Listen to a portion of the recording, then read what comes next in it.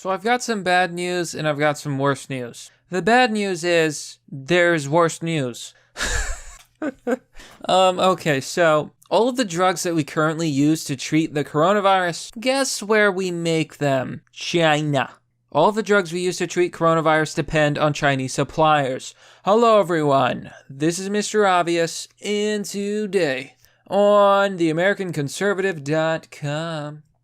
So this isn't good for a lot of reasons. Okay, so first of all, we know that HIV medicines and certain antiviral medications may be able to treat coronavirus. Unfortunately, these medications can also cause toxicity in the body. It's not good for the kidneys, and coronavirus may cause kidney damage, compounding the problem.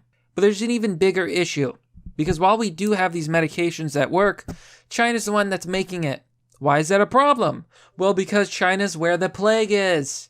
If China is infected, that means, one, they may, at a certain point, may not be able to produce the medication because people are sick. And the boxes might get infected, the medicine might get contaminated. But there's also the fact that China is experiencing a massive epidemic, pandemic. We may as well call it a pandemic at this point. And they may not want to give us those medicines. They may want to use that medicine for themselves. So as coronavirus increases around the world, what do you think's going to happen? We may run out of medicine.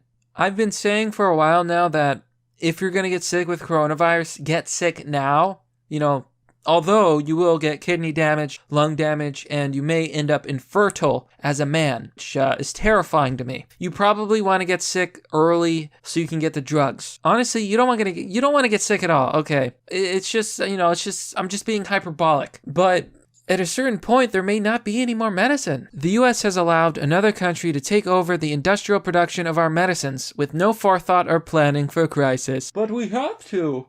We have to use globalism to compete with the global economy. Who else but China can employ labor cheap enough to compete? Dude, they employ like children there for like 50 cents a day. I'm moving my factories to China. And that's really the issue here. Like Boomer Bill said, all these American companies in their infinite greed decided to offshore everything, to outsource everything to China, where things are cheaper, where they basically have slave labor. Did you know in China that things are so bad for the modern worker that they have to put nets around their factories?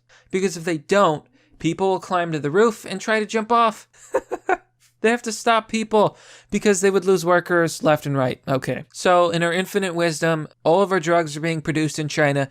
China currently has a plague. Yeah, you can see how that could be a problem. Rosemary Gibson, February 17th. The coronavirus outbreak in China reached a milestone last week with the sharpest one-day increase of new cases yet. 14,840 in the Hubei province. It's a sign that things will get worse before they get better.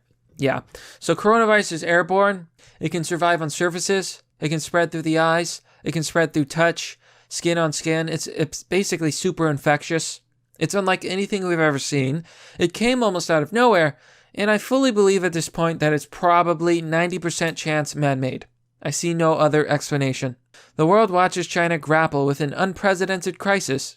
Well, it isn't unprecedented, okay. The SARS virus also came out of China. The Spanish flu also came out of China. The alarm is waking up some in Washington to a shocking vulnerability in our nation's health security. The U.S. depends on China for thousands of chemicals needed to make prescription drugs. In fact, we depend on China for 80% of all of the core components to make our generic medicines. And today, generics represents some 90% of all prescriptions dispensed here in the U.S. I knew globalism would kill us. We tried to warn them. Globalism is our friend. But in this case, it'll be fine. Yeah, so all the people who told you that we need globalism. You know, I've always hated this. Originally, when I went to get my education, I wanted to go into economics. You know, I eventually ended up going to business. It's a very good school. I'm not going to tell you what it is. But here's something that always aggravated me. Globalism, leftism, and neoconservatism plague academia and economists. Oh, we need our globalism because it's the most efficient way. If we couldn't rely on slave labor, we couldn't have an economy. Bull! I call nonsense. We should build everything at home. Everything for America, in America. We should import the raw materials and export. At some things we got to make ourselves. And we need to be an exporter more than an importer. I believe in nationalistic economic policies. But no, the neoconservatives are like, we need to do globalism. Look how cheap we can get stuff. Okay, yeah, and look where that's getting us. All of our medication that we need comes from China, which has the plague. And who knows, they may not give it to us if they get really infected, which they are. With China on lockdown to prevent the spread of the coronavirus, industrial production to supply America's pharmacies and medicine cabinets is at high risk of interruption. With just-in-time inventories, drug shortages, and a lack of availability in the coming months are very real prospects that keep many people up at night.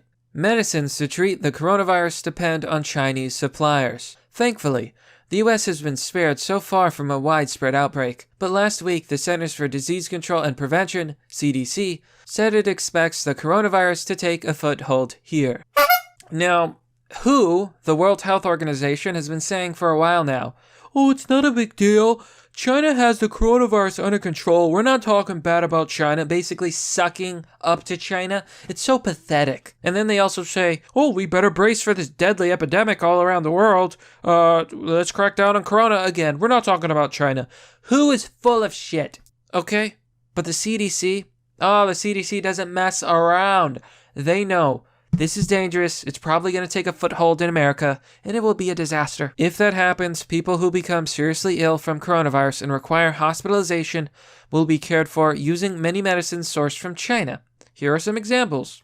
Sedatives, such as fentanyl and propofol, which are administered to people in place of ventilators to help them breathe, are made with the core ingredients from China. Medicines to treat shock, such as epinephrine and dopamine, are also made with chemical components from China. Antibiotics to treat sepsis, a life-threatening bloodstream infection, are made with raw materials supplied from China. Shortages of medicines are like hurricanes. Both are predictable, yet whereas we have a response system in place for hurricanes, we neither predict nor have a response system for the very real possibility that our drug supply lines could be severed. And unlike hurricanes, drug shortages are largely preventable. The present predicament is the result of our treating generic medicines as cheap commodities rather than strategic assets to sustain human life. Well, yeah, okay. Now, I love capitalism. I love the free market, but I do not like corporatism. And unfortunately, that's what the pharmaceutical complex has become. Nothing but corporatism, nothing but greed, and I honestly find it disgusting. This is what's gotten us into this problem. People have even written books about it. So the author talks about his book, China RX, exposing the risks of America's dependence on China for medicine. And I gotta be honest, yeah, you know what? He had a point. He had a point. So the FDA, rely on China for emergency preparedness. Okay, so this gets a little bit technical. I'm going to try to simplify it for you guys. So as hospitals scramble for a last-minute solution, the FDA has proposed that drug manufacturers create risk management plans, spotlight chokeholds in supply chains, and identify alternative sources if disruption occurs. The problem with all of their proposals are that they all depend on Chinese companies cooperating with us in a crisis. China hates us, so I guess we're dead. Yeah, China is not a fan of America. They sell us stuff, yes, but they also put in lead. You know what I'm saying? So this guy predicts that China will capture 20% of the generic drug market by 2025, and probably by the 100th anniversary of the People's Republic of China, 80% of America's medicines. Now, he goes on to highlight that the problem with the FDA's proposal is that it would require Chinese manufacturers to tell the agency about their alternative sources, which you're not going to want to do. Remarkable indeed. There's also the quality of the generics made in China. Not very good. Not very good at all. Now, he brings up a good point. If our companies were in America instead of China, we actually paid people wages. Oh, imagine that. You don't understand. If we pay people a fair wage, we won't make $1 billion. I want to be able to afford that yacht. Shut up, Bill. You hurt me. You hurt my soul. So yeah, he brings up a good point. If everything's being made in America, you can complain to the FDA, say, hey, this company is violating these standards and it's leading to sub-quality products. Let's say China violates quality standards. You report it to the FDA. They can't stop China because it's not their country. He calls for investment in domestic manufacturings, especially for a minimal level of production of essential medicines. This is smart. This is anti-globalism. And this is what I advocate for. Nationalist economic policy. I fully believe it. And I fully believe that America could be even more prosperous without the globalism Kool-Aid. Raw materials, I understand, like, to an extent, sure. But you need infrastructure. And he points out that American companies aren't competing with China. They're competing with the Chinese government, which subsidizes its industries. Okay, that they manipulate money. It's all bullshit. He goes on to say the coronavirus outbreak in China is showing the world the unthinkable can happen. Next time, it could be New York, Chicago, Los Angeles, or Washington, D.C. We need a plan, predict, prepare, and respond to ensure a sustainable supply of trustworthy medicines and medical supplies, etc., etc. And he's right. He's absolutely right. Now keep in mind, there's no medicine out there that currently cures coronavirus, but we do know it can be treatable with HIV medications, related medications, and certain antivirals. But you know what? I think it goes without saying, relying on China for our medicine is a mistake. We need to be able to build more of our own things. But that's merely the obvious. Well, that's all for now, folks. What do you think about this story? Do you think we've been too reliant on China? What do you think's the best policy? Because I could see this becoming a disaster. As always, if you want to support the content, you can join me on Patreon or Subscribestar for as low as $1. Joining will give you access to a private Discord server. If you want to donate, you can do so through Bitcoin, other crypto, or DonorBox. There's a link down below in the description. It'll take you to a donation page. It works like regular donations. It's very easy to use. You can use PayPal, works with it. Check it out. And sharing my videos, even if you're just like retweeting my tweets of the video upload, is vastly appreciated. As always, thanks for watching. This has been Mr. Obvious, and I'll see you all next time.